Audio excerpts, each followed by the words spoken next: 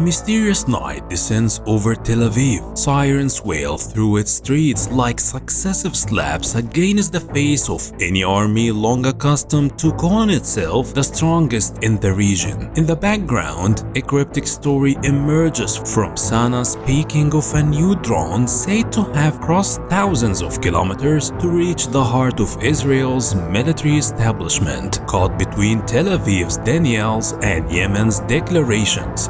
This weapon appears like a phantom that sparks both fear and controversy. What's the truth behind this drone that Sana claims to possess and Tel Aviv denies? Did it really succeed in striking the IDF General Staff headquarters? Hidden facts and untold secrets await you in this episode. Stay with us.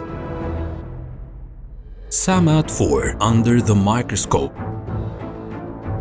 The Samad 4 drone cannot be seen as just another extension of a suicide UAV. It represents a qualitative leap that makes it closer in nature to a long-range cruise missile than to a conventional drone. Its streamlined airframe, built from composites and fiberglass, gives it a mix of lightness and durability. Its length is estimated at between 4.8 and 5 meters, with a wingspan exceeding 4.2 meters. This wide span allows it to fly low at altitude between 50 and 150 meters above sea or desert terrain, exploiting the ground clutter effect that makes it harder for radars to detect. Its takeoff weight approaches 500 kilograms, and it can carry a warhead between 120 and 150 kilograms, designed to cause maximum destruction upon impact with reinforced structure or large military installations.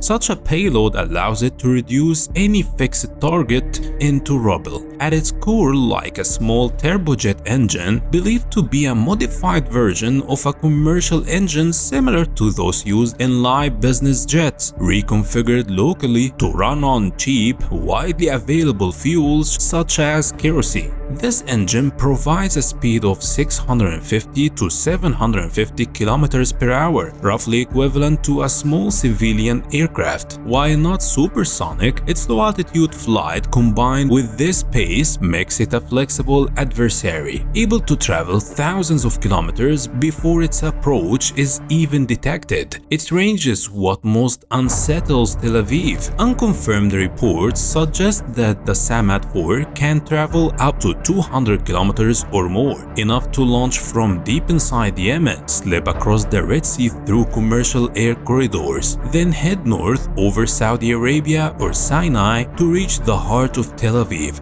This distance makes it not only a strategic weapon against Israel, but also a threat to US bases across the Gulf. Despite the relatively simple guidance technology on board, its effectiveness cannot be dismissed. The drone relies mainly on GPS and an inertial navigation system, enabling it to fly directly toward its target even if signal is lost. In more advanced variants, information suggests the addition of optical or infrared seekers activated in the final stage, locking onto targets like airports or military buildings. True, these systems are far less sophisticated than those in Western drones such as the MQ-9 Reaper or the European Storm Shadow, but they are sufficient for hitting large, fixed targets that don't require pinpoint accuracy. Here, the message of the weapon is more psychological and strategic than tactical. Most importantly, the Samad 4 occupies a unique dual identity. On one hand, it carries the traits of drones that can be produced at relatively low cost. On the other, it shares features of cruise missiles which cost major nations millions to field.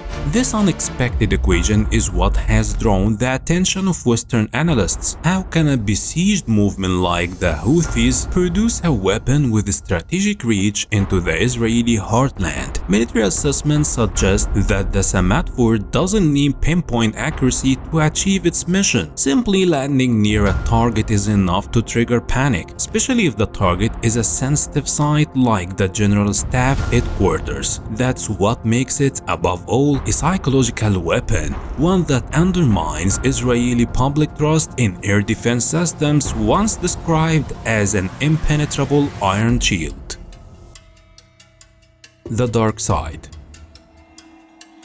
Yet, like every weapon that shines, it also casts a shadow. The Samad 4 may appear a strategic tool and a long arm of Yemen, but is not immune to weaknesses that could turn it from nightmare into liability. The first is its limited speed. While ballistic missiles travel at Mach 5 to 10, the Samad 4 cruise at no more than 650 to 750 km per hour, the speed of a small civilian plane. This relative slowness gives radars and interceptor batteries more time to detect and engage it, particularly if it's picked up early by distant warning stations. Next comes radar signature. Although smaller than traditional fighter aircraft, it's not truly stealthy. Its metallic structure and relatively large dimensions makes it visible to modern radar systems, which may detect it at ranges of tens of kilometers, with Israel fielding advanced systems such as Green Pine and Super Green Pine integrated into the Iron Dome and Arrow networks. The chances of spotting it are far higher than Sana's claims suggest. Navigation is an even greater vulnerability. Its heavy reliance on GPS makes it highly susceptible to electronic warfare. Jamming from Israeli aircraft like the Gulfstream G550 in action or from US EW units could divert it completely off course. The result could be endless circling until it crashes far from its target, or total navigation failure. Once GPS guidance is lost, the weapon shifts from precise strike tool to little more than a stray aircraft. There is also a clear logistical challenge. Manufacturing Samad 4 requires small turbojet engines and composite materials that are difficult to source under blockade. Producing them in significant numbers is therefore hard to achieve, reducing the weapon's role to more of a psychological card than a tool of sustained assault. On the battlefield, the story is no less complex. Sanas did announce the targeting of the Israeli General Staff headquarters in Tel Aviv, but the absence of photos or any official Israeli acknowledgement weakened the impact. Real power is measured by what is achieved in practice, not what is. If Israeli defenses did indeed intercept most of the drones before they reached their targets, it raises serious doubts about the Samad 4's effectiveness against advanced systems. Politically, striking such a sensitive Israeli targets gives Yemen powerful media resonance, but it could also provoke harsher retaliation from Tel Aviv and Washington. Between reality and propaganda, the Samad 4 remains a defining marker in this conflict. It represents Yemen's ability to extend its reach, even if its true effectiveness is debated. Simply announcing its presence is enough to inject a new psychological element into the standoff with Israel, and perhaps open the door for more advanced variants in the future. And now the question for you, dear viewer: did the Samad 4 truly succeed in hitting Israel's General Staff headquarters? Tell us in the comments.